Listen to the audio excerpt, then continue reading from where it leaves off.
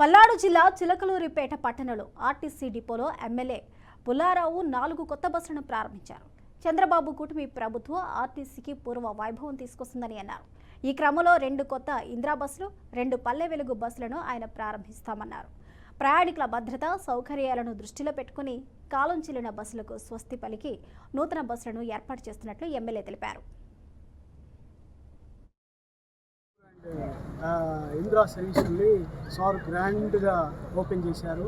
దీనివల్ల ఇక్కడ ఉన్నటువంటి చుట్టుపక్కల గ్రామాలు ఏవైతే ఉన్నాయో 5 మండలాల ప్రజానికం, అలాగే దూర ప్రాంతాల్లో ఉండేవాళ్ళు కూడా మంచి సౌకర్యాన్ని పొందొచ్చు. అలాగే 670 రూపాయలు మాత్రమే దీనికి ప్రజానికాన్ని అందుబాటులో ఉండే ఛార్జీ ఉంది. అలాగే మంచి కుషను, ఏసీ కండిషను. మరి ఇవాళ రాష్ట్ర వ్యాప్తంగా కూడా చిలకలూరిపేట డిపో అంటే డిఎం గారు ఆర్ఎంగా మన ఎమ్మెల్యే సార్ ప్రత్యేక శ్రద్ధ తీసుకొని మా పట్ల, డిపో పట్ల, మరి అభివృద్ధి పట్ల ప్రత్యేక శ్రద్ధ తీసుకుంటున్నారు. వారికి మరి ప్రభుత్వానికి అందరికీ కూడా నమస్కరిస్తూ మరి ఇటువంటి సౌకర్యం కల్పిస్తున్నందుకు ఇంకా ఏపీఎస్ఆర్టీసీ చిలకలూరిపేట డిపోలో ఇలాంటి సౌకర్యాలు కల్పించాలని, అలాగే ఇక్కడ ముఖ్యంగా డ్రైనేజ్ సిస్టమ్ కొంచెం ప్రాబ్లంగా ఉంది. సార్ దృష్టిలో కూడా తీసుకెళ్లాను, అది కూడా చేసి పెడతామని చెప్పారు.